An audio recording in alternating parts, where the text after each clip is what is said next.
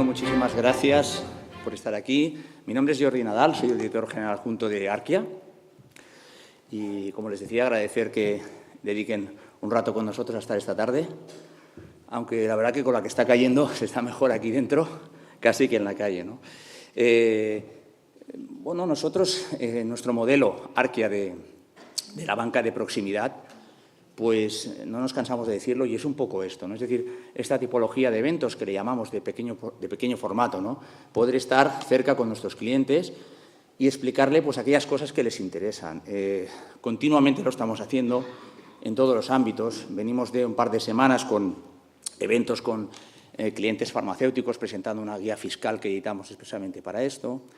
Y un poco esto es lo que a nosotros pues, más nos gusta, estar en contacto con los clientes y explicarles las cosas que les pueden interesar. Pues hoy estamos aquí para hablar de otra cosa, de los mercados, ¿no? La verdad es que el año pasado nos dio muchas oportunidades. Yo creo que las aprovechamos.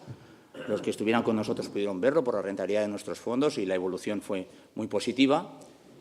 Y la verdad es que este 2025 pues, ha empezado más convulso, con más volatilidad, y eso también nos trae un poco aquí a explicarles, ¿no? Yo creo que el lema hoy es un poco también la política arancelaria de Donald Trump, ¿no? Pues hoy comentábamos, un poco en broma, ¿no? Pero como la diapositiva de aranceles la hemos cambiado 14 veces antes de hacer la ponencia, ¿no? Porque incluso hasta ayer teníamos novedades, es decir, que es algo que casi tendríamos que hacer una reunión cada día para ver qué está pasando, ¿no? Pero bueno, vamos a intentar que nuestros expertos hoy pues nos lo aclaren, nos den un poco más de luz, nos den esa tranquilidad que necesitamos para estar en los mercados. Y yo, sin más, agradecerles que estén aquí con nosotros. Y le paso la palabra a Pilar Gómez, es nuestra directora de banca privada, que a su vez hoy va a hacer un poco de moderadora para poder canalizar las dudas y preguntarles a nuestros gestores, que ahora los presentará. Y después, evidentemente, cualquier duda, pregunta, se la trasladaremos y la haremos. Finalmente, pues acabaremos con un refrigerio que esperamos que podamos disfrutar con todos ustedes. Muchas gracias por venir esta tarde.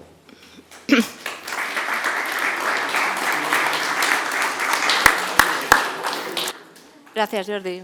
Bueno, me sumo al agradecimiento de la presencia, tanto de los clientes que confían con nosotros en las inversiones, ¿no? Con el objetivo que tenemos de rentabilizar el patrimonio, y también a los que no son clientes, ¿no? Que es un motivo que nos brindáis, ¿no? Para conoceros y poder intercambiar tanto lo que es Arquia, ¿no? Que nos conozcáis, como lo que opinan nuestros expertos, ¿no? En Arquia Gestión.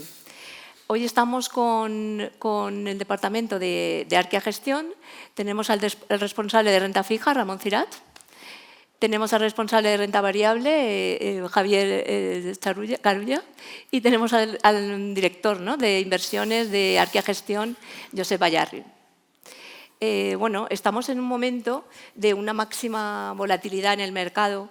Hemos vivido también una parte del año en que la parte de renta variable norteamericana pues parece que le está costando mucho salir de los números rojos, ¿no? Posicionarse en la parte de la zona verde. Y a la vez, bueno, sabemos que detrás de todo esto, ¿no? Está pues, Donald Trump, como nos estaba comentando Jordi, también está la guerra comercial y vemos que convivimos con unas rentabilidades muy positivas en la zona euro, incluso más potentes, ¿no? En la zona nuestra, en España, que es en el IBEX, estamos teniendo tanto el año pasado como unas rentabilidades muy positivas. También tenemos otro mercado que nos sorprende, ¿no? Que es la parte de China, ¿no? Que también está tirando con fuerza. Es decir, tenemos datos muy variados. La renta fija, por ejemplo, nos está costando mucho gestionar, ¿no? Para tener unas rentabilidades agradecidas, sobre todo en unas duraciones un poquito más largas. Tenemos un dólar que poquito a poco se nos está depreciando. Hacia abajo ha subido un poquito, pero se deprecia. Y ya lo último que nos ha pasado, ¿no? Fue la bajada del rating de Estados Unidos, de la deuda, hace poco, por Moody's.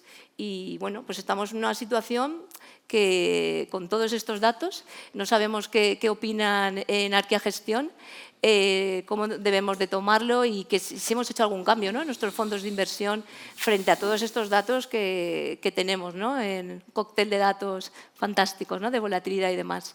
¿Qué opináis, Josep? ¿Cómo ves la situación actual y qué cambios hemos hecho en los fondos? Muchas gracias, Pilar, por las preguntas y por el resumen un poco realmente de lo que ha pasado en los mercados, pues en lo que llevamos de año, ¿no? En estos primeros, prácticamente casi llegamos a mitad de año, ¿no? Y sí que es verdad que la incertidumbre, ¿no? La incertidumbre se adueña de los mercados, es la señora de los mercados y realmente está dominando todo lo que está pasando tanto en renta variable como en renta fija. Una incertidumbre que viene en una grandísima medida provocada por una persona, que es Donald Trump, y sus políticas, bueno, su programa electoral, ¿no? que de hecho es el programa electoral que en su día anunció, y que pues está ejecutando pues tal como lo dijo, en un orden que igual no es el que nos esperábamos, porque pensábamos que empezaría pues con las medidas fiscales que ahora está empezando a hablar de ellas, ¿vale? Pero bueno, al fin y al cabo es incertidumbre que puede venir provocada por Donald Trump o puede venir provocada por 50.000 historias diferentes, que cada año es diferente y que básicamente es donde funcionan los mercados, es la base de la realidad de los mercados. Siempre los mercados están dominados por las dudas y por la incertidumbre, siempre la vamos a tener ahí, provocada por un sitio o por otro. Y de hecho es una incertidumbre que no solo es una cosa que debemos acostumbrarnos y que debemos estar acostumbrados a gestionarla y a vivir con ella, sino que además pues generalmente es donde florecen los mercados, ¿no? Porque es donde se generan las grandes oportunidades, ¿no? A partir de aquí es el entorno donde nos encontramos, ¿no? Y lo que siguiente tenemos que ver es qué hacemos nosotros al respecto, ¿vale? Y en ese sentido es peligroso dejarse llevar por una excesiva preocupación por estas dudas, volatilidades. Y más cuando estamos viendo cada día que los mensajes negativos de aranceles, de impuestos, etcétera, pues bueno, ahora los ponen, ahora se aplazan, ahora se retrasan, ahora sale un juez diciendo que no se van a aplicar, van a decir que lo van a hacer de otra manera, etcétera, etcétera. Y bueno, yo creo que tenemos que ser capaces de mirar un poco más allá en el largo plazo y olvidarnos de estas dudas tan a corto, ¿no? Como gestores tenemos que obviar las cosas más circunstanciales, tenemos que fijarnos en rentabilidades, tenemos que fijarnos en beneficios y si este tipo de cosas afectan o no afectan, ¿no? Y además, no solo tenemos que mirar a largo plazo, sino que tenemos que ser a la hora de tomar decisiones, ignorar un poco las cosas que pasan demasiado a corto plazo, ¿no? Y eso quiere decir evitar tener ciertas tentaciones que son muy humanas, ¿vale? Y que también nos afectarán a nosotros, como afectarán a todos nuestros clientes y a nuestros propios asesores, ¿no? Las dudas de, oye, vale, yo estoy invertido, sé que tengo que estar a largo plazo, no voy a salir, pero, oye, está tirando la bolsa americana, la bolsa europea está funcionando mejor que la americana, igual es cuestión de las posiciones que tengo en bolsa, voy a cambiarlas a Europa, que está funcionando mejor, ¿no? Y de hecho lo fácil es ver estos números, ¿no? O sea, está marcado aquí en amarillo y en verde, la rentabilidad en amarillo es la bolsa europea, el Eurostoxx 50, que en la columna, en la penúltima, pueden ver el 10,73, esto es la rentabilidad que tenía el Eurostoxx 50 pues cuando preparé esta diapositiva, que fue hace un par de días, ¿vale? 10,73 de rentabilidad positiva en Europa y en verde, en la misma columna arriba de todo, menos 1,34, que es la rentabilidad del Standard & Poor's americano, ¿no? Y al lado, el menos 9,99 es la rentabilidad del Standard & Poor's americano en euros, porque claro, además de que la bolsa americana lo está haciendo peor, también tenemos que el dólar se está depreciando, con lo cual las inversiones que se hacen en Estados Unidos pues están perdiendo valor por el tipo de cambio. Perdiendo valor entre comillas, ¿no? Y esto es discutible, ¿no? Es otra pregunta, ¿vale? Pero existe obviamente la tentación de decir, oye, vamos, Europa está funcionando mejor, Estados Unidos parece que tiene problemas, vamos a ser Estados Unidos, vamos a Europa que tiene un crecimiento más estable, que tiene menos inflación, tenemos todos oímos los discursos de por qué es mejor ahora Europa, ¿no? Curiosamente, es mejor solo desde hace 5 meses, porque hace 5 meses Europa era una porquería y Estados Unidos era una maravilla, ¿no? Bueno, nosotros hemos de ser capaces un poco también de no solo mirar a largo plazo e ignorar o tomar de una manera así en pinzas esta incertidumbre, sino también estos movimientos de ahora sube un mercado, ahora sube otro, también tenerlos un poco, cogerlos también con muchas pinzas y valorar muy bien si vale la pena hacer cambios o no hacer cambios, ¿no? Porque en realidad sí que vemos esto, ¿no? Que la línea discontinua naranja es el Eurostoxx 50 y la no sé qué color pero rojo, o granate o negro, no sé. La línea de abajo es la bolsa americana, que está claramente por debajo. Y si con esta idea vamos a hacer estos cambios, ¿no? Vamos a intentar corregir nuestras carteras y poner más bolsa europea, nos puede pasar que ignoremos que, aunque year to date, aunque en el año la bolsa europea le saca un 10% a la bolsa americana, esto no es así desde que llegamos a mínimos, desde principios del mes de abril, cuando la bolsa llegó al punto más bajo. Realmente desde ese momento la que está funcionando mejor es la bolsa americana.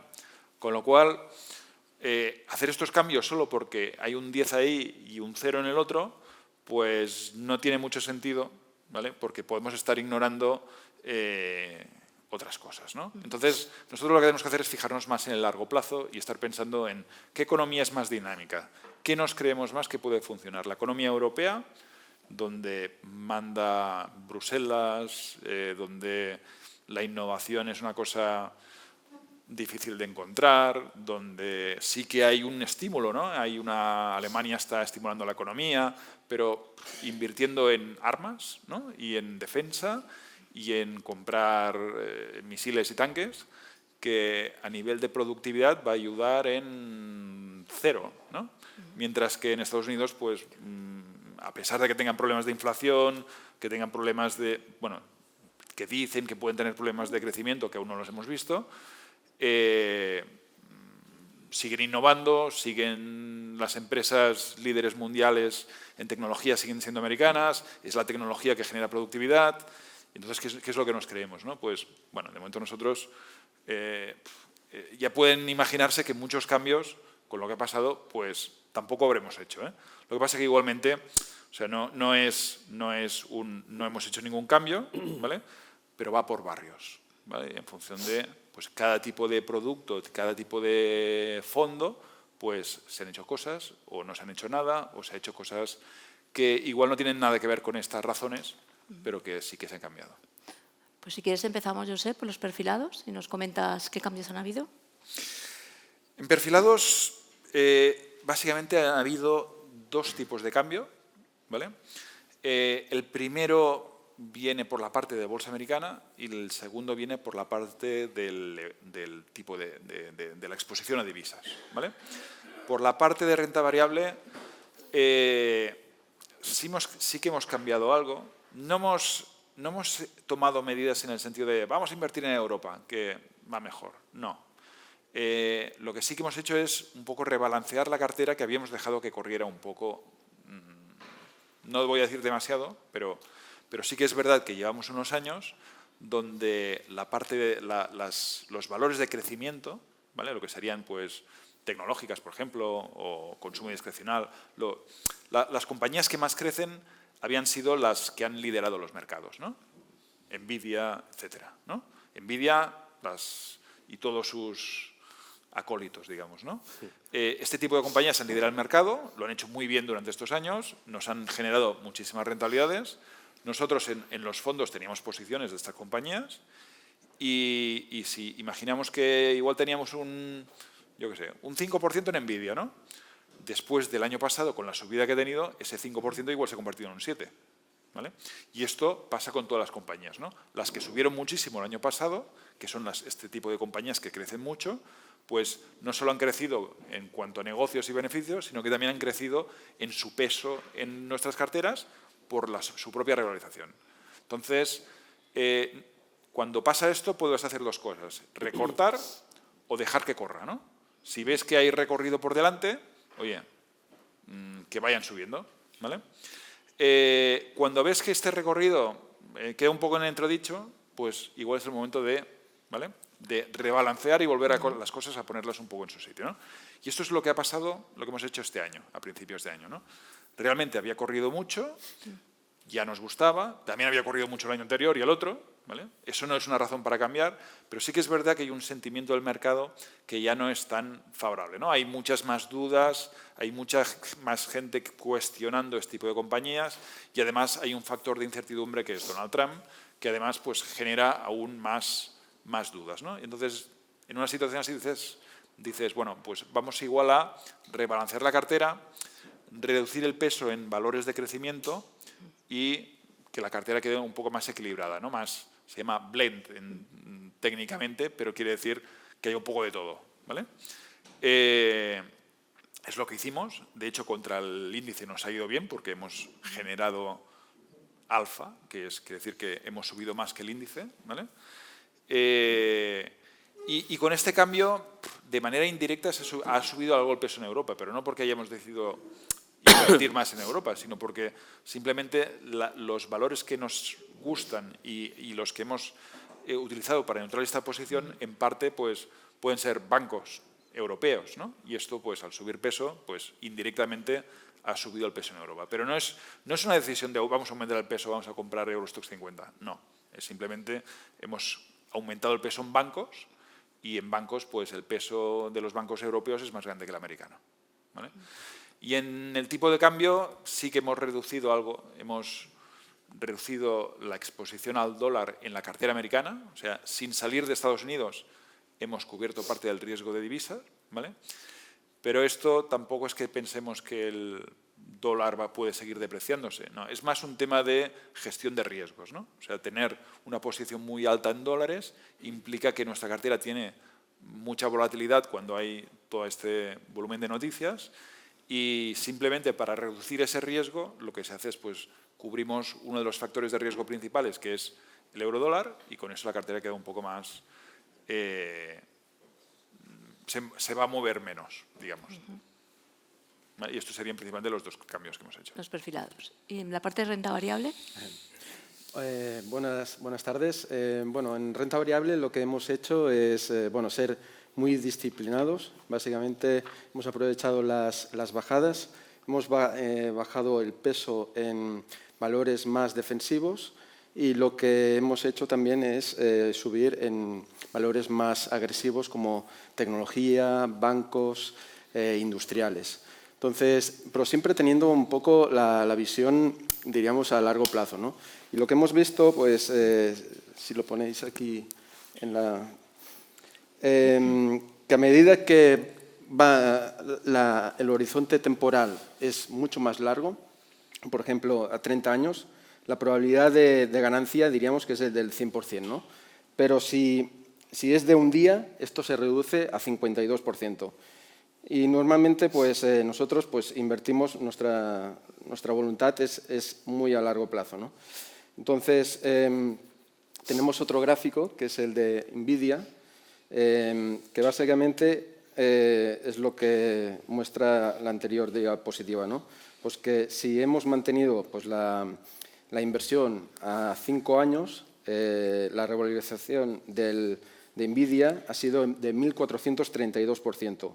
Pero esto no ha sido un camino de rosas, porque básicamente en 2022 cayó la acción un 66% desde el punto máximo hasta el punto mínimo. Luego, otro año, en 2023, pues también cayó menos, un 17%. En 2024, pues un 27%. Y en 2025, desde el máximo hasta el mínimo, un 36%. Entonces, es algo, la renta variable es como una tarifa, ¿no? O sea, tú pagas una tarifa para poder optar a estas rentabilidades y básicamente, pues si a largo plazo, si lo mantenemos 5, 10 o 15, 20 años, pues las probabilidades van a nuestro favor. Entonces, lo que hemos hecho es subir un poco de bancos con las caídas. Compramos un poco más de Unicredit y de Citigroup. Son dos bancos pues, que nos gustan mucho, básicamente por el equipo directivo. Andrea Orchel y Jane Fraser pues, entraron los dos en el 2021. Son personas muy agresivas, muy agresivas. Andrea Orchel está poniendo patas arriba todo el sector bancario europeo. Está entrando en Commerzbank con un 30%. Luego ayer conocimos que quería comprar, bueno, compró ya un 20% de un banco griego, Alfa Bank. También ha puesto pues, patas arriba el sector financiero italiano, quiere comprar pues, BPM.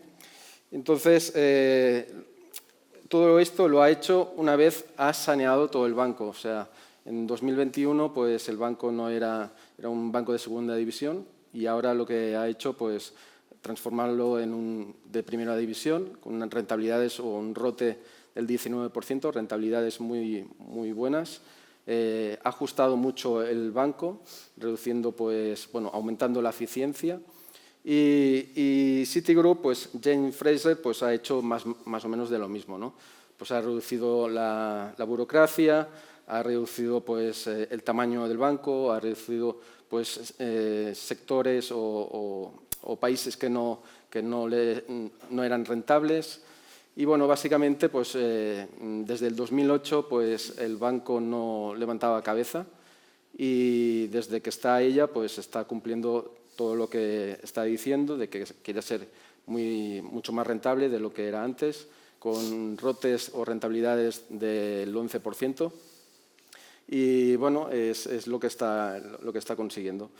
Luego introducimos también un poco más de Schneider Electric con las caídas y luego también pues, compramos un poco de Hermès y de Ferrari. Y básicamente pues, son compañías que tenemos una gran convicción. ¿Y la parte de renta fija, Ramón? Pues buenas tardes a todos. En cuanto al mercado de renta fija, bajo nuestro punto de vista, a pesar de que en los últimos años ha tenido un muy buen comportamiento, creemos que sigue teniendo valor, a pesar de que también hay mucha incertidumbre, ¿no? Y creemos pues, que esta incertidumbre, hasta que no se aclare todo el tema de la guerra comercial, seguirá con nosotros. Lo que estamos viendo en estos primeros compases de 2025 es que lo que realmente está funcionando es la duración corta, ¿no?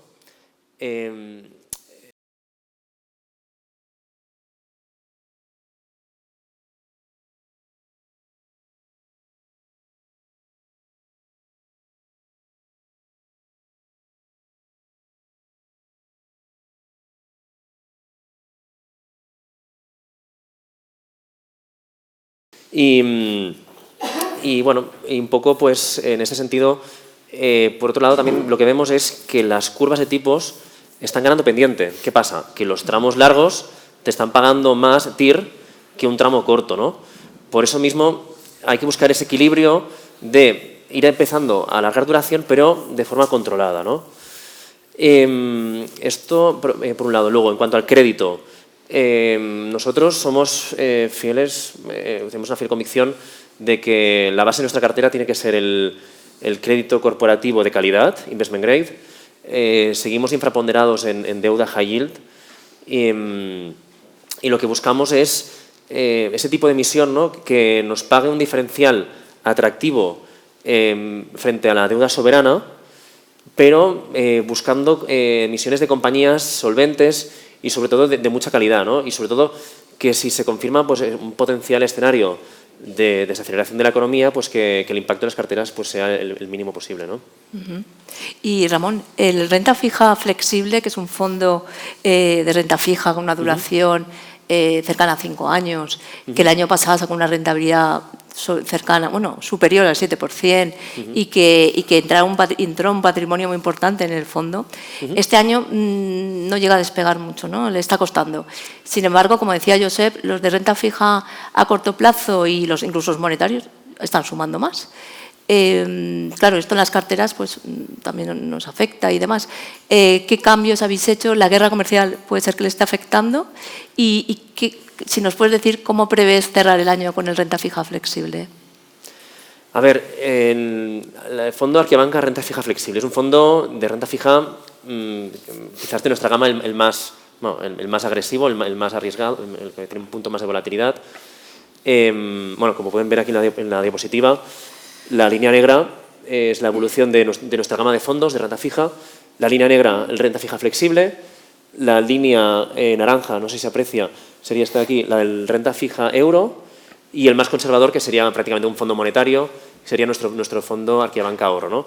Y lo que vemos es, pues, obviamente, pues, que en el caso del fondo flexible, más retorno esperado, pero al mismo tiempo más volatilidad, ¿no? Y como bien comentabas, pues el comportamiento del fondo este año está siendo un poco flojo. Si bien es cierto que llevamos 2 años increíbles, o sea, con retornos que se acercaban prácticamente al doble dígito, y la verdad es que este año pues empezamos con correcciones. Si miran el liquidativo de hoy, el fondo ya ha entrado en positivo, retornos positivos. Por lo tanto, ya hemos logrado corregir, recuperar estas correcciones. ¿Y a qué se deben? Pues un poco esta volatilidad, ¿no? Nosotros lo asociamos a 2 factores. El primero, el tema divisa. De forma estructural, el fondo tenía una exposición reducida al dólar. El dólar, pues, como bien sabrán, ha pasado de prácticamente la neutralidad contra el euro. Ha llegado prácticamente a niveles de 1,14, ahora está en 1,12, 1,13, y esto pues claramente nos ha impactado negativamente, ¿no? Decisión que tomamos hace unos meses ya para evitar pues volatilidades indeseadas era la de reducir la exposición. Todo hay que decir que esta exposición venía ya aportándonos una rentabilidad muy atractiva, pero decidimos recortar la exposición. Y el segundo factor que nos impactó negativamente es el tema de la subida de los tramos más largos de la curva, ¿no? ¿Qué pasa? Llega Trump, las medidas arancelarias, con su política comercial, y esto pues obviamente pues tiene un impacto inflacionario que hace pues, que las curvas se ganen pendiente y que aquellas posiciones del fondo con mayor vencimiento pues sufran, ¿no? Y si bien tenemos una duración, como bien decías, de 5 años, pues obviamente pues el impacto pues en un fondo como este pues es relevante, ¿no? Los otros 2 fondos, el renta fija euro, el ahorro, la verdad es que son fondos súper conservadores, con una volatilidad prácticamente bajísima y que lo están haciendo francamente bien y están teniendo muy buena acogida, ¿no? en los partícipes y con buenos retornos. Y las perspectivas de cara a final de año, o sea, creemos que las perspectivas son positivas. Yo, si tuviera que apostar, no tengo duda que todos nuestros fondos acabarán en positivo, con rentabilidades positivas este año.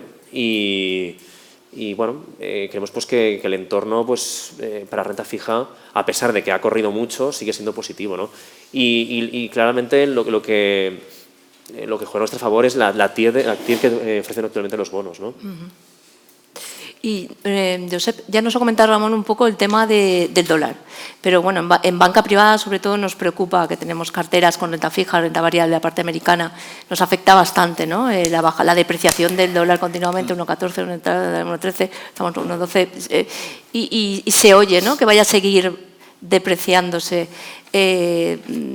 porque le pueda convenir, ¿no?, también las exportaciones, eso ya nos lo cuentas. ¿Crees que va a seguir bajando y cómo nos ha afectado, cómo lo hemos llevado las carteras de los fondos? Bueno, a ver, el dólar se está depreciando, que es lo que quería Trump, ¿no? O sea, cuando llegó a la Casa Blanca dijo que él quería muchas cosas. Una de ellas era el dólar más barato, quería tipos de interés más bajos también. Lo del dólar lo está consiguiendo, lo del tipos de interés no, porque la Reserva Federal se le sigue resistiendo. Los aranceles, parece ahora que tampoco, porque los jueces tampoco le dejan, ¿no? Bueno, dejando de lado a Trump, el dólar es siempre el tema favorito que todo el mundo pregunta, ¿no? Todo el mundo quiere...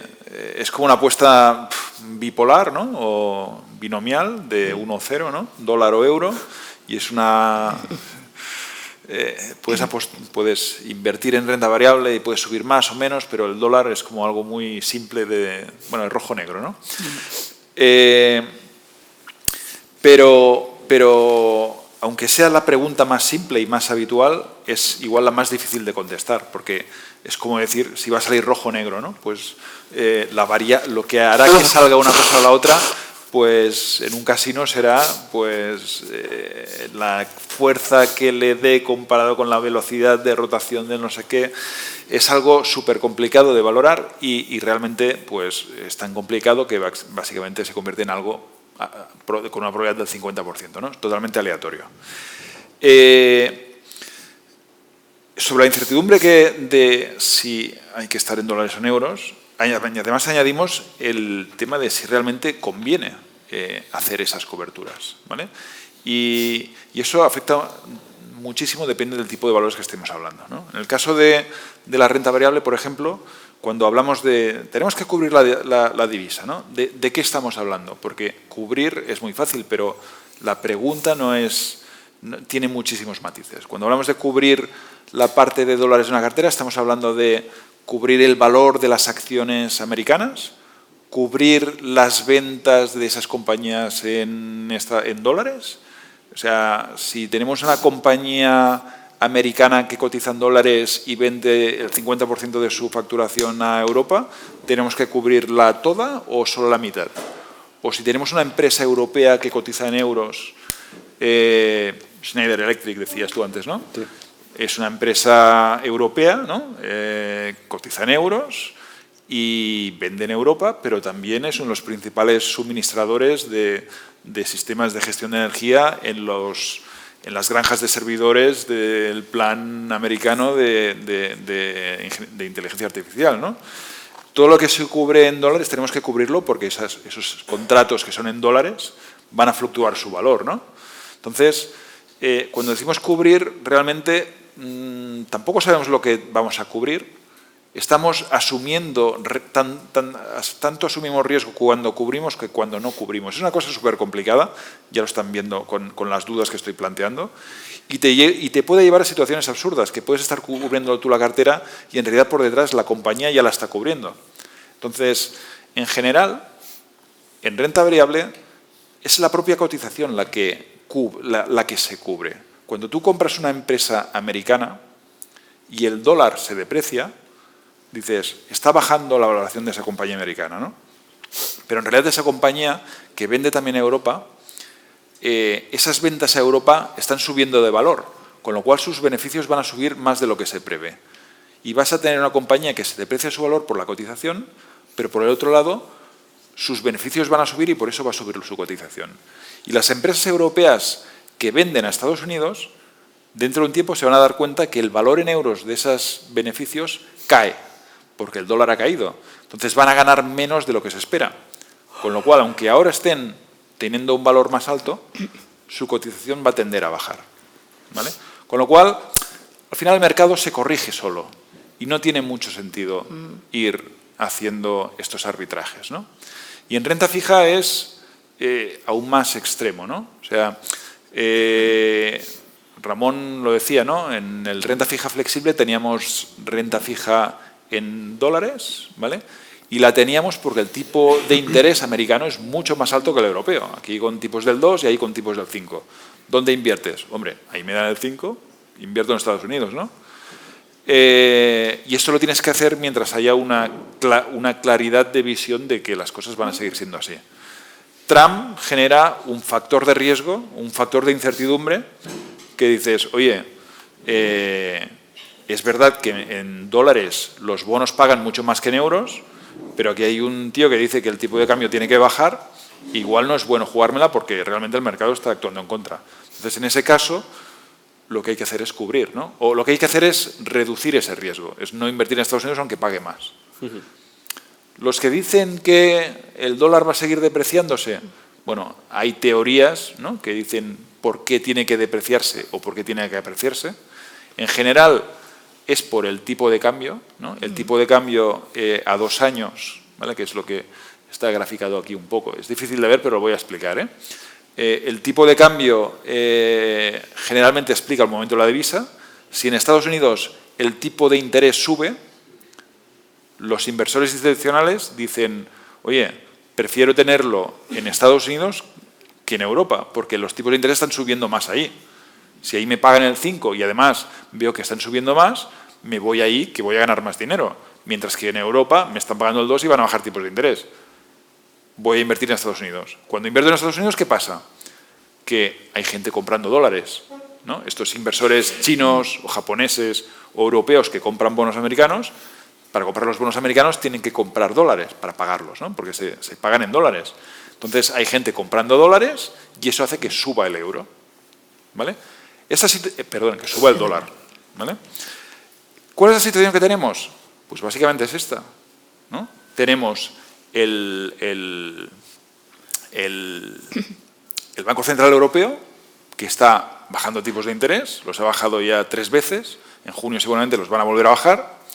Trump quiere que la Fed baje tipos de interés, pero dicen que no, ¿vale?, que como mucho a finales de año van a ver si bajan algo. Con lo cual, lo que está pasando es que el tipo europeo, que es la línea negra de arriba, ¿vale?, donde ven el menos 41,55, esa línea negra. Ay, mira, la señalo, si tengo aquí el láser. Ostras. Le he dado demasiado. A ver.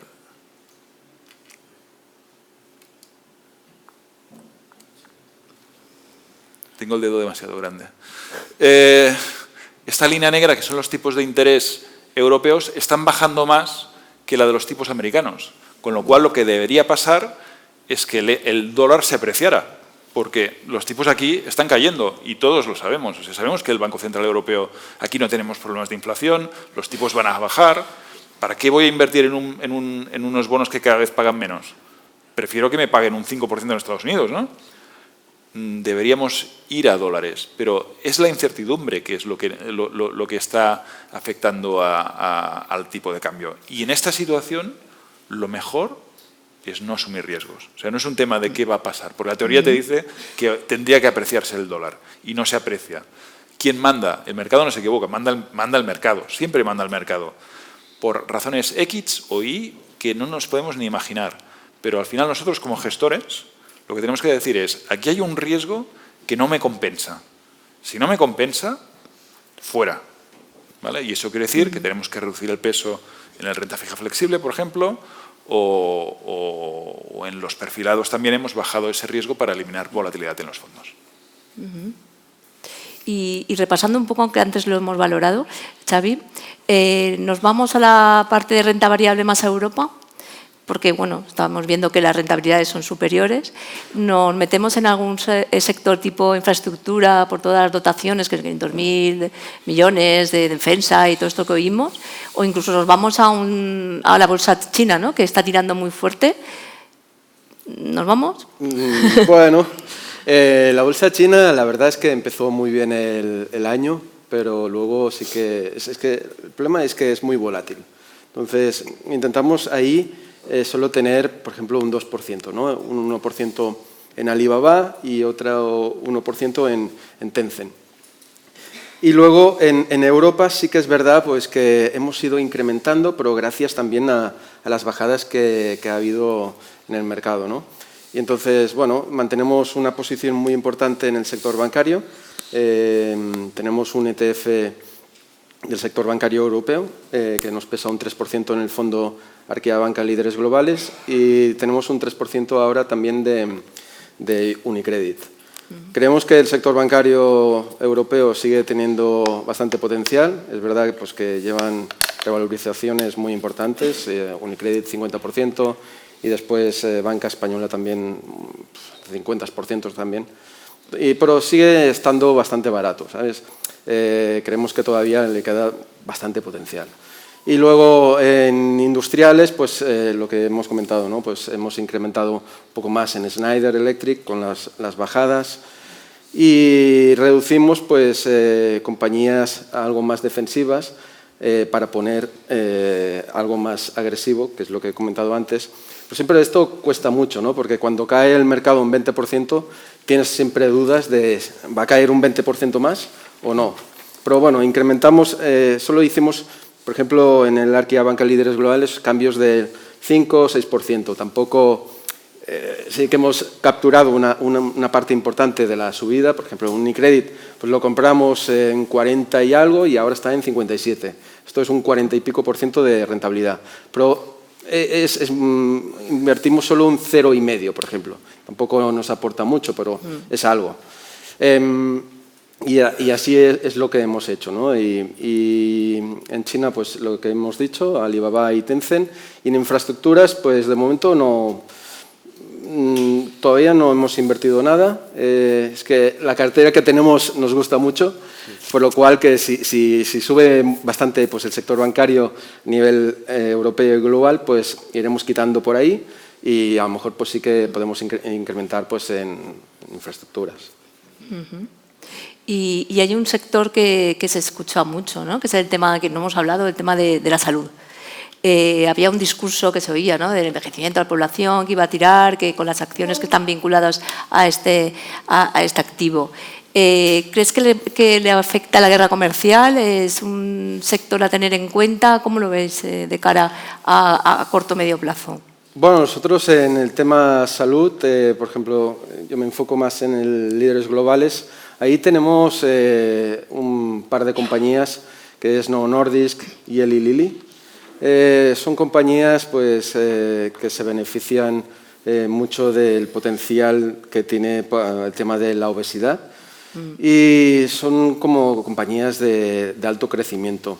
Y sí que es verdad pues, que hay mucho ruido, de que hay el tema de las tarifas y todo esto, pero vemos que las compañías pues sí que tienen ciertos problemas ahora en el corto plazo, pero pensamos que en el largo plazo pues, son tremendamente ganadoras. Más Eli Lilly, aparte, también tiene el tema del Parkinson y todo el tema que creemos que puede ser un revulsivo para la compañía. En el Líderes del Futuro tenemos una de las temáticas, que es la de la calidad de vida, ¿no? o extensión de la vida, o podemos llamarlo de muchas maneras, ¿no? Pero al final farmacéuticas podría entrar perfectamente aquí, ¿no? Con lo cual, pues, en teoría tendríamos que tener, ¿no? Y de hecho, cuando empezó el año y realmente las farmacéuticas empezaron funcionando muy bien, nos planteamos la duda de realmente si teníamos que tener algo más que teníamos pues también el Lilly y poca cosa, y una biotech, pero prácticamente nada, ¿no? Y sí que teníamos esa duda, ¿no? Porque es un valor defensivo, en un momento que el mercado caía, igual tendríamos que haber tenido más. No teníamos prácticamente nada, ¿vale? Porque al final dices, la temática es la de envejecimiento de la población, ¿no? La jugamos con farmacéuticas. Las farmacéuticas, ¿qué son? Son grandes compañías que prácticamente no invierten en investigación. Lo que hacen es comprar compañías que sí que investigan y cuando consiguen un éxito las compran, fabrican los medicamentos y los comercializan, ¿vale? Básicamente hacen esto. Los comercializan con precios diferentes en función del país. Por ejemplo, en Estados Unidos los comercializan a precios mucho más altos que en Europa, no porque sean muy malos y porque quieran hacer daño a Estados Unidos, pero lo cierto es que aquí pues el sistema sanitario es más controlado por el gobierno y eso quiere decir que cada país europeo negocia con las farmacéuticas de uno a uno los precios de los medicamentos que compra su servicio público de salud, ¿vale? Eso te da una capacidad de negociación muy fuerte porque si eres España o eres Francia y quieres comprar aspirinas, ¿vale? Pues el precio pues es más fácil que lo fije España que si es un hospital o una farmacia, ¿no? En Estados Unidos, ¿quién compra las aspirinas? Las compra un hospital, las compra un Estado, no las compra el gobierno americano. porque la sanidad es privada, ¿vale? La comprará una aseguradora, la comprará quien sea. El poder de negociación en Estados Unidos es mucho más bajo y por eso las compañías farmacéuticas suben muchísimo los precios, ¿vale?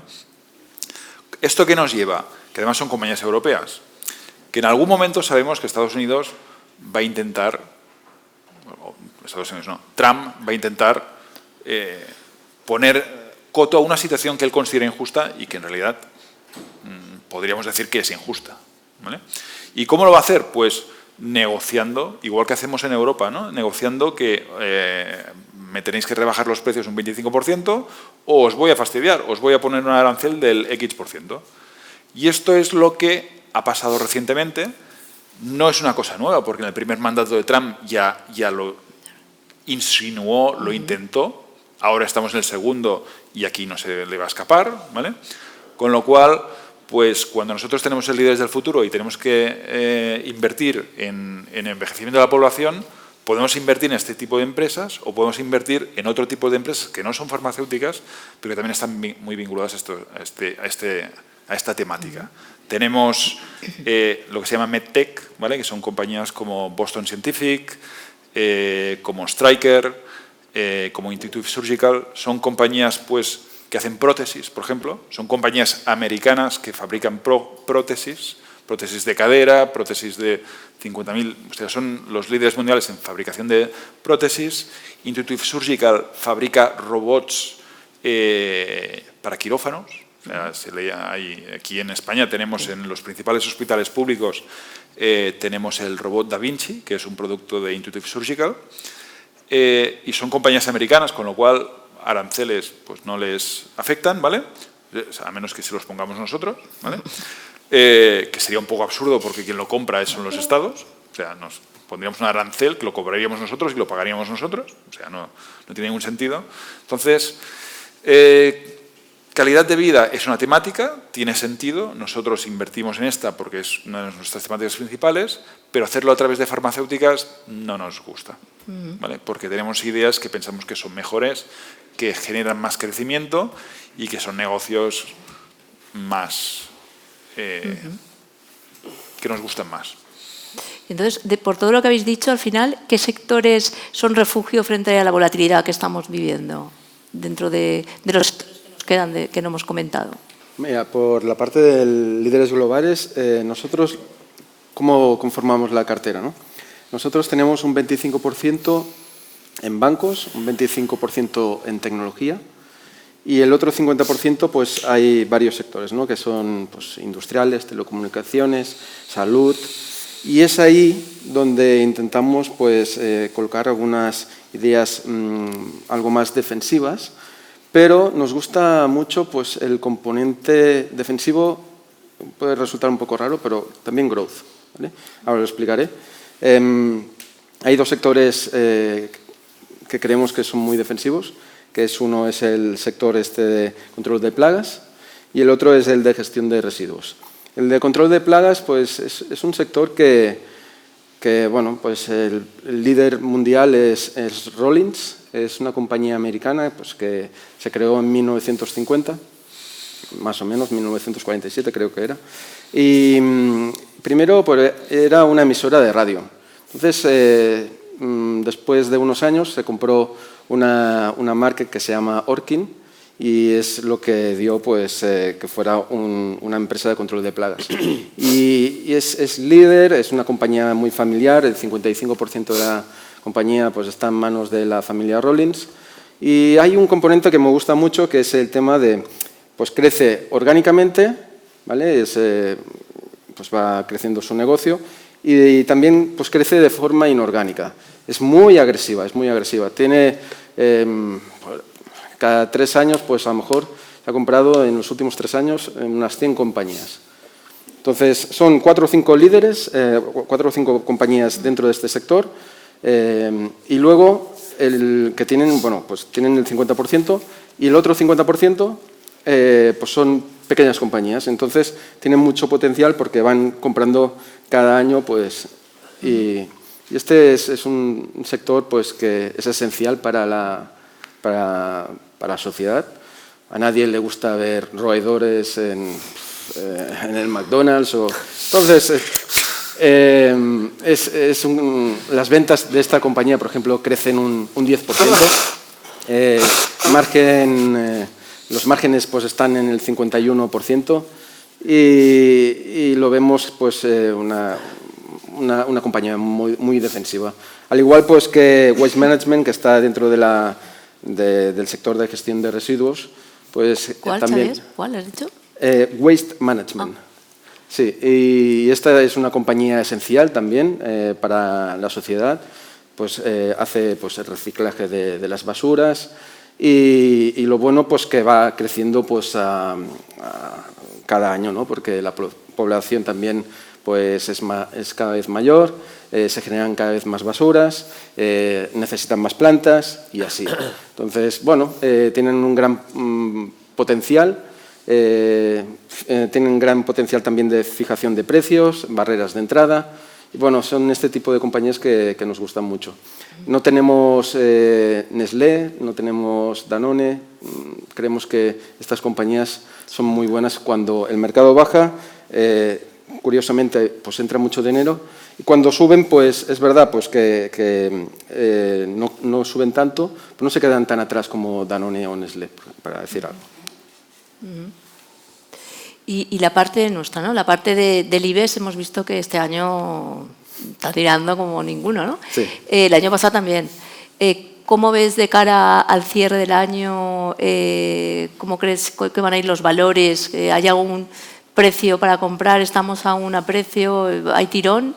¿O ya estamos en el límite para salir? Bueno, para ser coherentes, somos positivos en el sector bancario. Entonces, todos sabemos que el IBEX, pues el sector bancario, pues pesa entre un 35 36%. Bueno, 40 no es correcto, pero es 35-36, ¿no? Y estamos en máximos de peso en el IBEX y esto no se había visto desde el 2008. Es verdad, pues, que es un índice muy concentrado. Sabadell, BBV, Santander, que pesa mucho. Son valores pues, que tienen una revalorización anual este año del 50%, muchos de ellos, Bankinter también. Entonces, bueno, creemos que es verdad pues, que todavía siguen baratos, algo baratos. Sabadell pues, cotiza una vez valor en libros. Normalmente en el pasado, en 2008, pues, estaban en dos veces. Todavía hay potencial. Y si me dices, bueno, pues ¿puede subir más? Sí, puede subir más gracias a este sector. Luego también tienes Inditex, pero bueno, tiene riesgos, ¿no? Porque, claro, al ser tan concentrado, si el sector bancario en algún momento pues corrige, es lo normal, como hemos visto en Nvidia, puede corregir un 20 o un 30% y después volver a subir, pues el índice sufrirá. Entonces, este es el único punto que nosotros vemos que está, pues bueno, tiene un 25% de rentabilidad este año, el IBEX, versus el MSCI World, pues que está en el 2% negativo. Entonces, bueno. Ya ha tirado bastante. Sí. Y Ramón, que te tengo muy tranquilito. En cuanto a los tipos de interés, hemos visto, como hemos comentado antes, que había bajado ya 3 veces este año, en enero, en marzo y en abril. La semana que viene tenemos otra reunión del Banco Central Europeo. Dentro de 2 o 3 semanas tenemos la FED. Trump está como loco para bajar los tipos de interés. ¿Cómo crees que se va a desarrollar y qué papel van a tener los bancos centrales? A ver, a la hora de gestionar renta fija, ¿no? O sea, creemos que es fundamental controlar la curva de tipos, ¿no? Y saber en qué momento estamos, ¿no? Entonces, por un lado, tenemos los tramos más cortos, ¿no? Los cuales dependen principalmente, o sea, su evolución depende de la política monetaria del Banco Central, decisión de tipos, mientras que los tramos largos dependen mucho más desde la evolución macroeconómica, inflación, el crecimiento económico. O sea, aquí juegan muchas variables, ¿no? A la hora de la evolución de tipos, del tramo largo, ¿no? ¿Qué pasa? Lo que estamos viendo es que de forma generalizada, en los últimos meses, diría, últimas semanas, estamos viendo un repunte muy fuerte del tramo largo, ¿no? Y creemos pues, que todo esto se produce principalmente por toda esta incertidumbre generada por la política monetaria, por la política arancelaria, y lo hemos visto, lo han visto en prensa, ¿no? O sea, lo que está ocurriendo con la subasta de bonos norteamericanos, luego también con la subasta de deuda japonesa, que los tramos largos están subiendo muchísimo, ¿no? Y esto, pues claramente, es un problema. ¿Qué pasa en Europa? En Europa, por un lado, tenemos una economía que está con un crecimiento flojo, tirando muy moderado, una inflación que parece ser que va en el buen camino, que se ha apoyado también en parte por las bajadas del crudo, y una inflación que ya se ha colocado a niveles muy cercanos al 2%, objetivo del BCE, y esto pues claramente le ha dado alas a la señora Lagarde a bajar tipos de interés, ¿no? O sea, en 3 ocasiones este año, y previsiblemente lo que descuenta el mercado es que la semana que viene, en la próxima reunión de junio, pues tengamos otra bajada, ¿no? Estados Unidos, la situación es completamente diferente. La economía parece ser que tiene más tracción todavía, una inflación que realmente les está costando más controlarla, y por un lado tenemos al señor Trump, que está metiendo presión, está metiendo caña a Jerome Powell para bajar los tipos, y Powell ya ha dicho en numerosas ocasiones que no tiene ninguna prisa en bajar tipos, ¿no? Y en resumidas cuentas, bajo nuestro punto de vista, ¿hacia dónde se va la economía norteamericana, ¿no?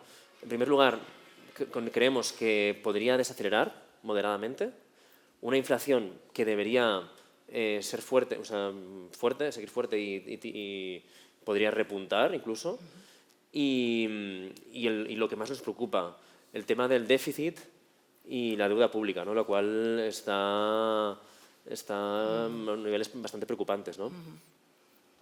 Y hemos comentado, un poco enlazando con esto, el tema de la bajada del rating de la agencia Moody's, que era el único que tenía AAA para la deuda en Estados Unidos.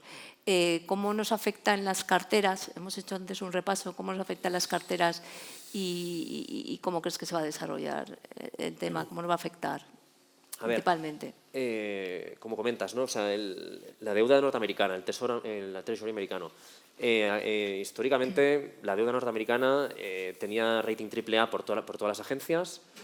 El primero llegó hace años ya a Standard & Poor's, le bajó un notch de AAA a AA+. Esto supuso un shock bastante potente en el mercado. Seguidamente vino Fitch, y la semana pasada pues ya hubo la noticia de que Moody's, finalmente, la tercera agencia, también le bajaba un notch, ¿no? la calificación a AA+. Esto, sin lugar a dudas, esta noticia pone el foco de atención en la solvencia de la deuda norteamericana y realmente la capacidad de repago, ¿no?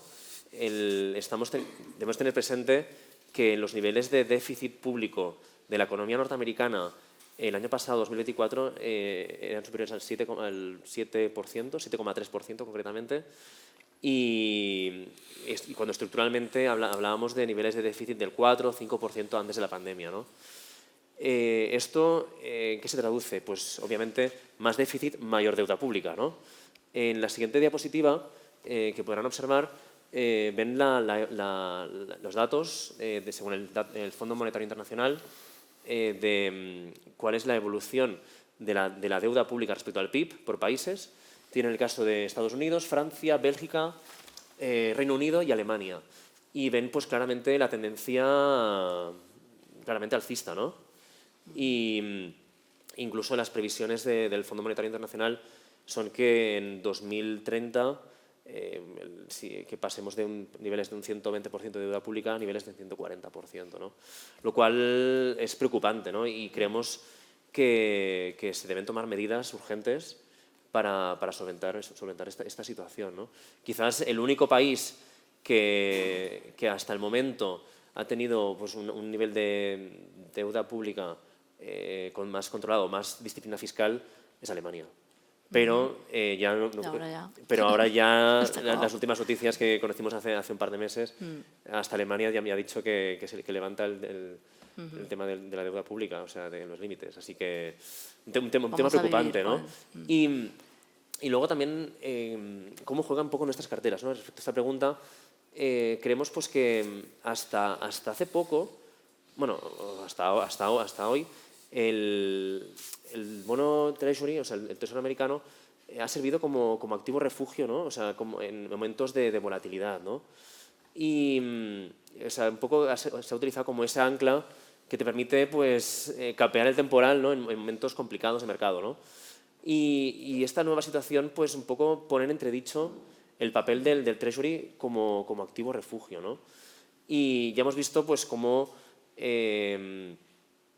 los países pues, cada vez les está costando más refinanciarse y esto pues, claramente pues, puede tener, especialmente en los tramos largos, ¿no? Y esto puede tener un impacto en la economía, en el mercado de deuda y en última instancia pues, también se podría traducir en problemas para el mercado de renta variable. Bueno, vamos con algo más agradable. Josep, el renta variable mixto que tenemos, el Income, es un fondo de inversión que invierte, que es de dividendos, ¿no? Se rumorea, ¿no? que por la buena gestión puede ser que den algún premio, por las rentabilidades que está obteniendo. ¿Nos puedes decir algo al respecto? ¿Puede ser que ganemos algún premio y podamos...? Bueno, de hecho, seguramente ahora tenemos el aperitivo, pero en algún momento tendremos que desaparecer, ¿vale? Porque somos finalistas en un par de premios, ¿vale? En el Income y el Arquido y el plan de pensiones de renta fija a largo plazo nuestro, el Arquidos Inversión, El inversión. ¿vale? Arquiabanca, Income, RVMI y Arquidos Inversión son finalistas para los premios Expansion All Funds de como mejor fondo de renta fija mixto, ¿vale? Y mejor plan de pensiones de renta fija, ¿vale? Bueno, el Income el inversión es más conocido, yo creo que es uno de los fondos planes de pensiones donde tenemos más volumen y donde siempre entra dinero. El Income es igual menos conocido, pero en realidad es de los más conocidos, porque yo creo que es el fondo más antiguo de la casa, ¿vale? Del año 80 y pico que está, ¿vale? El Arqui 1. Lo que pasa que era el Arqui 1, ¿no? Se llamaba Arqui 1. El Arqui 1 era un fondo que es verdad que con el tiempo había perdido un poco su sentido. Entonces, hace cerca de 3 años le estuvimos dando vueltas para reinventar el producto, para darle valor, ¿no? para diferenciarlo también del resto de productos, como nuestros perfilados, etcétera. Y buscamos esta solución, ¿no? Que es la de un fondo renta fija mixto, o sea, es un fondo que puede llegar al 50% de renta variable si quiere, ¿vale? Está en el 30%, ¿vale? Y está orientado a la generación de rentas, ¿vale? ¿Qué quiere decir eso? Pues básicamente lo diferencia en el tipo de, por ejemplo, del prudente o del equilibrado. Las principales diferencias es el tipo de acciones de renta variable que compramos, ¿no? En nuestros perfilados igual compramos algo más parecido al MSCI World, a la bolsa mundial, y aquí estamos comprando exclusivamente acciones de compañías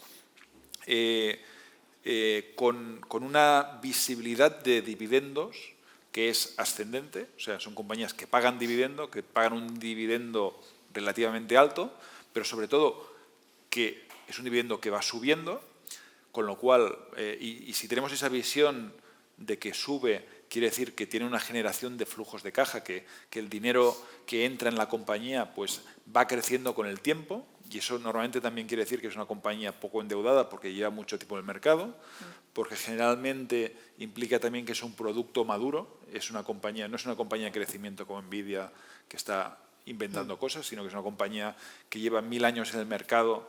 O sea, yo qué sé, podría ser un McDonald's, todo el mundo sabe lo que es y no van a inventar nada, ¿vale? Una hamburguesa es una hamburguesa, ¿vale?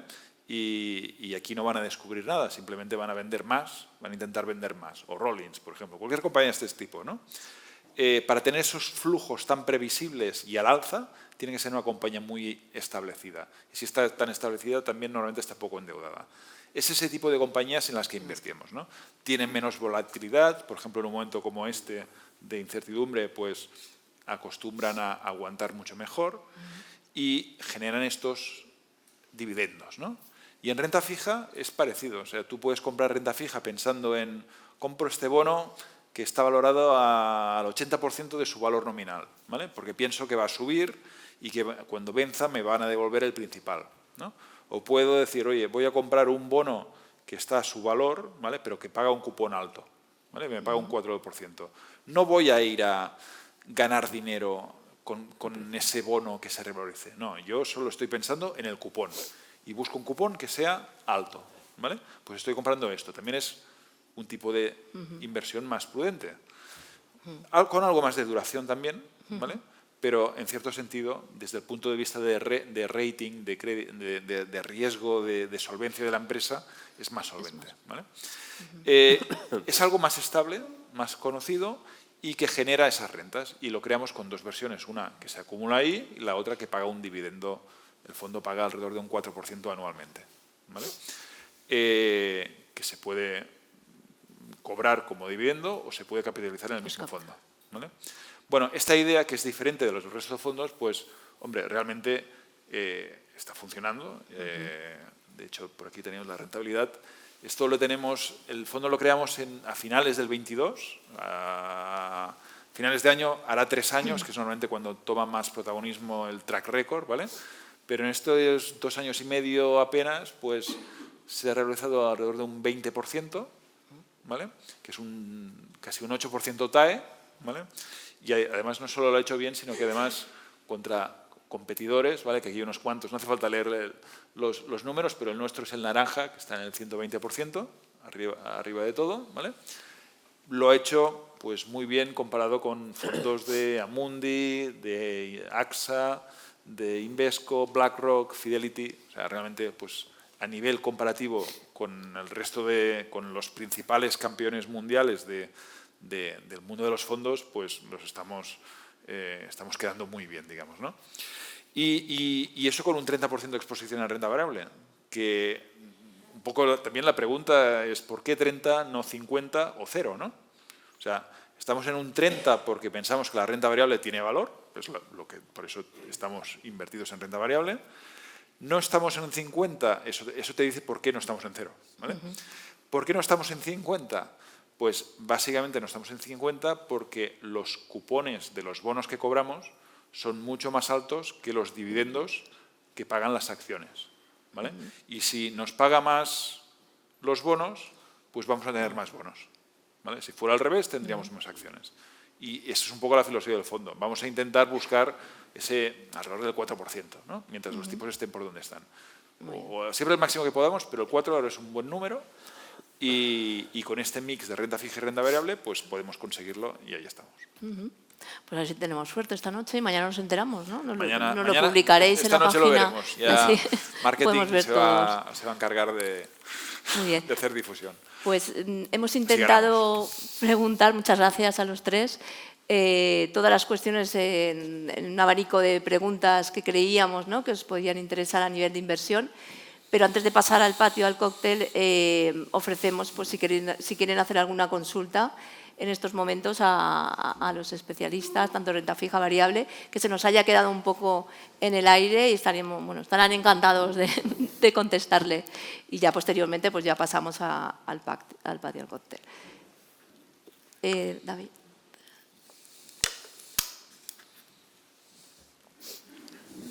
¿Qué tal? Buenas tardes. Triple pregunta. La primera pregunta es, los fondos, habla que hay un posicionamiento bastante en el sector bancario aquí en España. Como accionista del BBVA estoy interesado. ¿Cómo ven las acciones del BBVA con el tema de la OPA del Banco Sabadell? Eso por un lado. La segunda pregunta es respecto al... Siempre se habla de Estados Unidos, Europa, mercados asiáticos, en China un 2%. ¿Está previsto aumentar la inversión fuera del mercado europeo y estadounidense, es decir, los mercados emergentes, digo, por ejemplo, India, China, incluso Argentina? No sé, el porcentaje de inversión, puesto que en China, por ejemplo, me parece que los últimos, a 2025, el crecimiento me parece que más de un 5%. Quiero decir que es un mercado emergente y sobre todo con las nuevas alianzas comerciales que hay con el tema de los aranceles de Trump. Y la última pregunta también, relacionada también con el tema de la actualidad, nos ha referido al tema del sector defensa, porque, claro, con el tema de las guerras en Ucrania, etcétera, en Israel, y la inversión que se ve por parte del sector público en los presupuestos, el aumento en gasto en defensa, si es un sector en el cual se prevé invertir en el futuro, puesto que se supone que debe haber un crecimiento de este tipo de empresas que se dedican al sector de la defensa. Xavi, contestas la del Sabadell y las otras me encargo yo. ¿Empezamos por el Sabadell si quieres? Sí. Europa lo que quiere es que haya una concentración de bancos, que cada vez estos bancos sean mayores. ¿Por qué? Porque quieren competir con Estados Unidos. O sea, por ejemplo, el mayor banco aquí en Europa puede ser el Santander, ¿no? Más o menos, unos 100.000 millones, ¿no? De market cap. En cambio, si tú puedes tener JP Morgan, que es bastante más, 450.000 millones. Entonces, lo que quieren es que los bancos europeos se fusionen, haya fusiones entre países, ¿vale? Entonces, esta es una. BBV y Sabadell. ¿Esto puede salir bien? Sí, el gobierno pues lo aprueba. No, es así. Y lo sabremos hasta el día, bueno, tienen hasta el día 27, ¿vale? La decisión es suya. Pero sí que es verdad que Europa dice que el gobierno no puede poner trabas a esto, ¿vale? Otra cosa es el precio. El precio es inferior. Como accionista del Sabadell no van a aceptar. Esta es mi opinión, porque pagan muy poco. Pero si aumentan la oferta, puede ser que salga. Entonces, los vientos son de que los bancos deberían fusionarse y ganar mucho más tamaño de lo que tienen ahora. Dicho tema aparte es que no es una concentración, o sea, lo que quiere Europa son bancos transeuropeos, sí. Y esto no está ayudando nada para esto, no. ¿Vale? Lo que pasa es que evidentemente tampoco empeora, con lo cual les da igual en Europa. Les da igual. Y al final va a acabar siendo un tema de precio, ¿vale? Y de si los accionistas del Sabadell les conviene este precio o no. De momento, nuestra opinión es que pagan demasiado poco. Bueno, pero ya lo habéis visto, ¿no? En Italia, pues Unicredit está teniendo muchos problemas para poder comprar BPM. También en Alemania, pues con Commerzbank. Entonces los gobiernos no quieren que hayan fusiones entre países, ¿no? O sea, la Unión Europea quiere que haya fusiones entre países, sí. Pero los gobiernos no quieren que haya fusiones entre países porque perderían el control de ese banco y los bancos normalmente son el mecanismo para vender su deuda. Sí. Si BBVA se fusionara con JP Morgan, ¿vale? Es absurdo, pero ¿vale? BBVA sería absorbido por JP Morgan, no sería una fusión, ¿vale? Y eso quiere decir que los tropecientos mil millones de balance de deuda española que hay en el BBVA, pues el día siguiente de la fusión, el señor Diamond diría yo quiero treasuries, ¿vale? Y se va a vender toda la deuda española y va a comprar deuda americana. Y si es un banco Unicredit que compra el Commerzbank, que esto ya no es un caso hipotético, sino que es real, está ahí en la mesa, lo que le preocupa al gobierno alemán que ese balance que tiene Commerzbank en deuda alemana igual se va a deuda italiana, ¿vale? Porque quien manda en Unicredit es Italia, ¿vale? Ya nadie quiere perder el control de quien le compra su propia deuda, ¿vale? O sea, una cosa es el mensaje teórico, la práctica es que la colaboración europea es una ilusión, ¿vale? Tema China. No compramos China porque, digamos, nos gusta China. No, o sea, de hecho, tampoco compramos Estados Unidos porque nos guste Estados Unidos. O sea, lo que hacemos es comprar compañías americanas, compañías chinas, compañías japonesas o compañías de donde sea, ¿vale?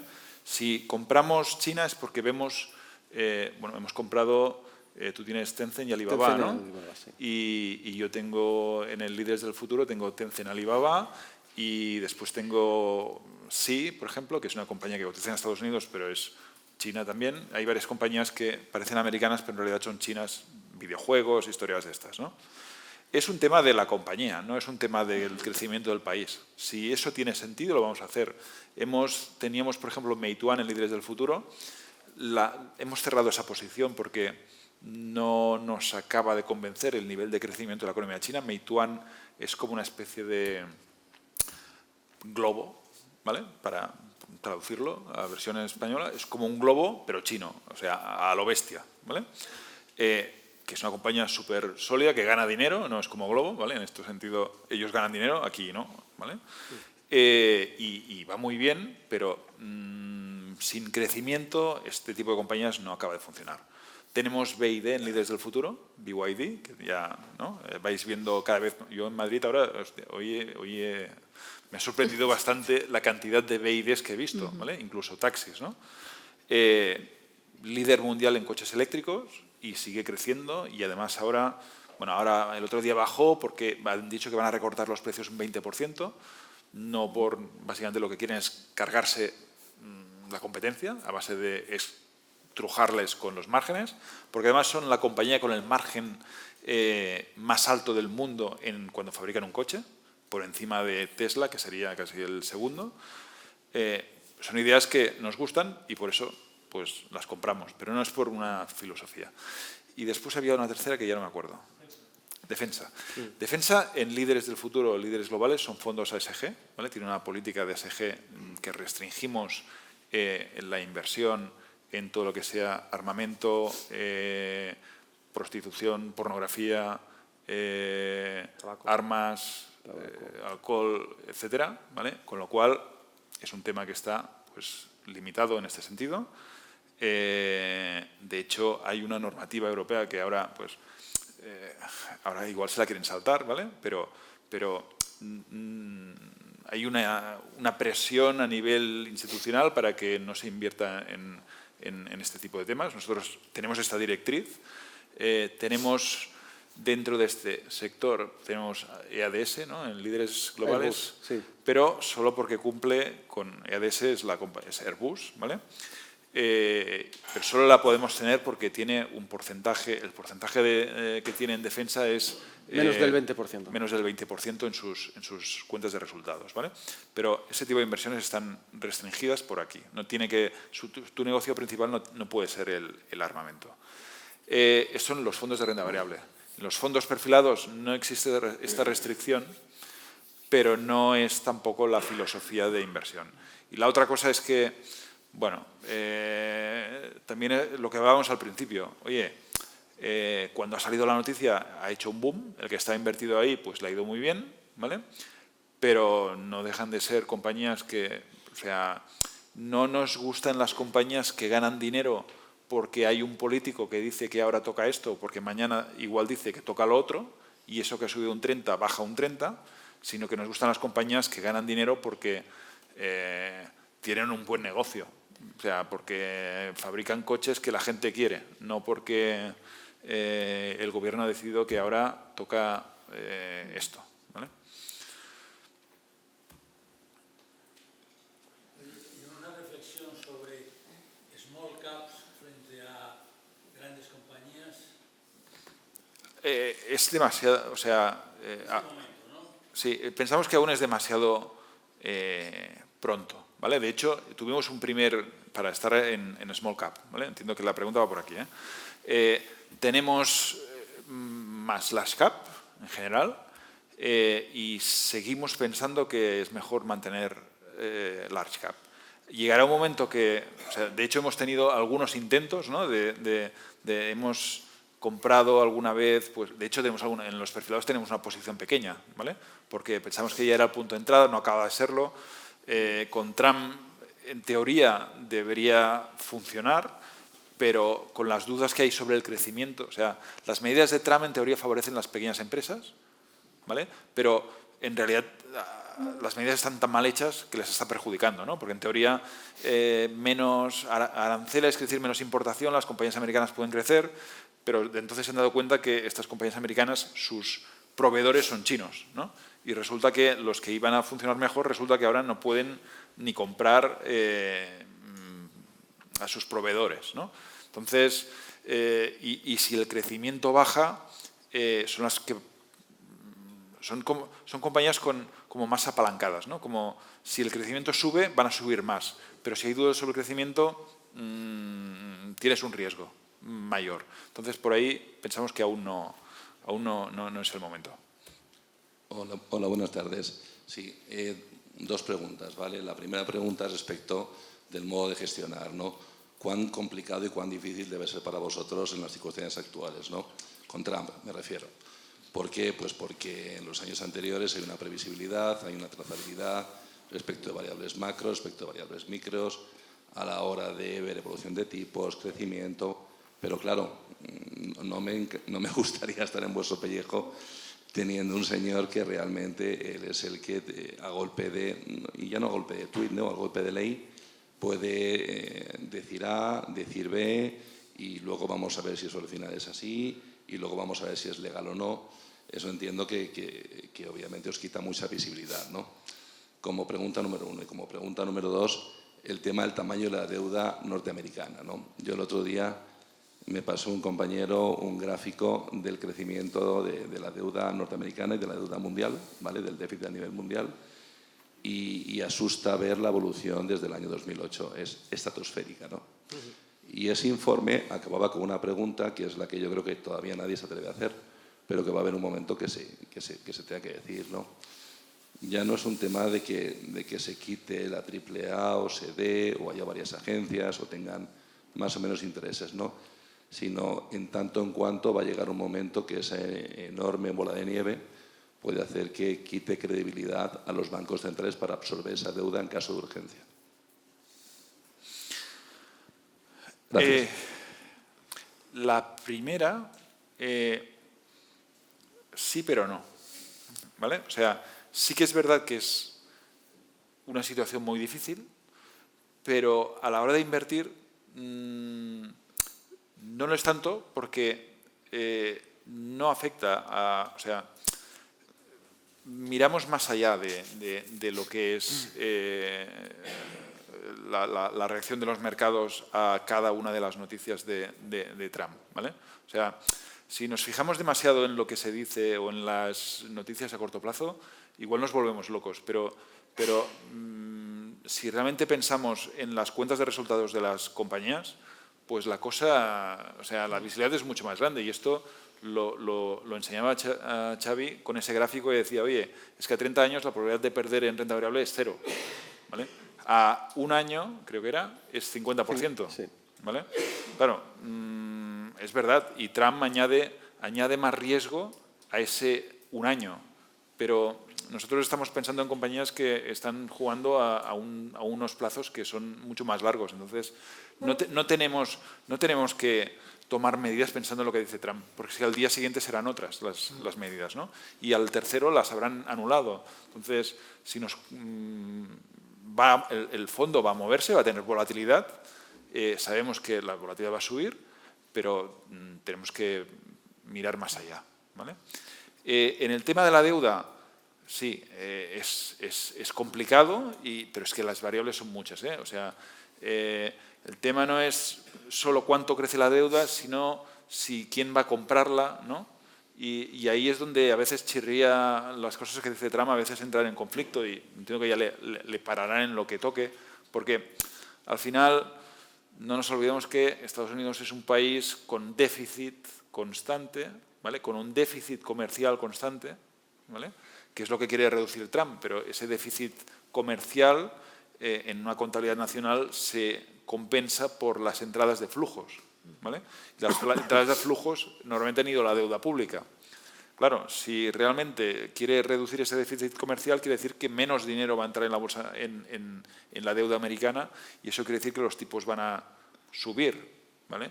Y en ese momento, pues la filosofía del gobierno americano va a ser, oye, como al final lo que tienes que tener en cuenta no es tanto el volumen de la deuda, sino lo que te cuesta, ¿vale?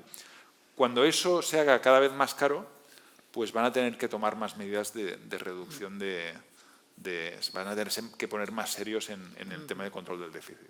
O sea, al final se va a acabar autorregulando y a las malas pues acaba en una situación griega, ¿no? Pero ese es el extremo, ¿no? Pero al final estarás obligado a tomar las medidas.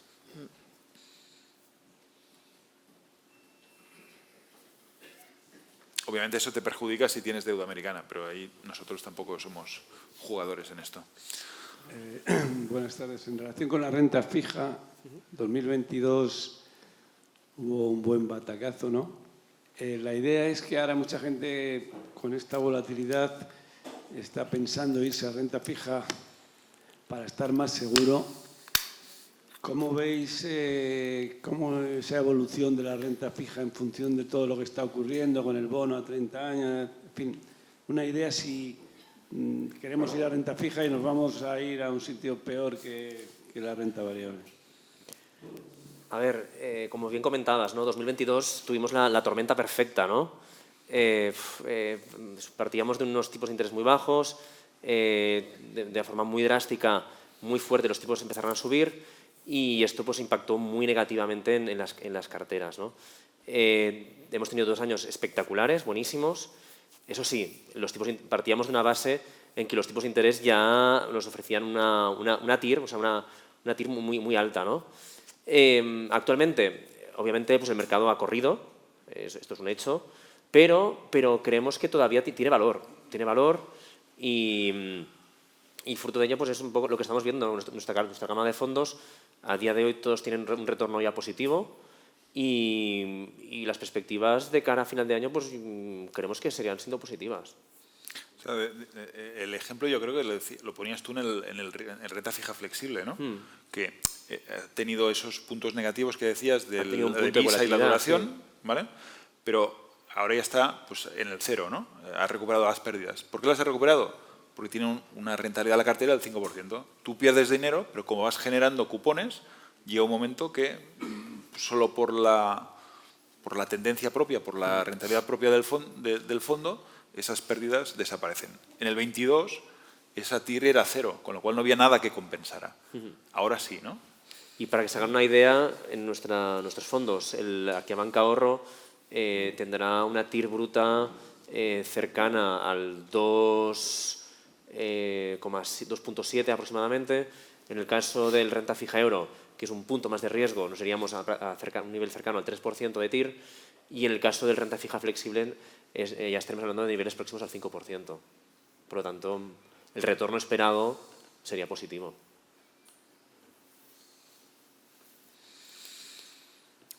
Bueno, pues yo creo que ya hemos tocado todos los puntos. Muchas gracias por el rato que hemos pasado.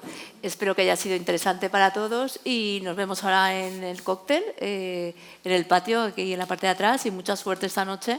Esperemos que nos llevemos el premio. Muchas gracias. Muchas gracias. Gracias.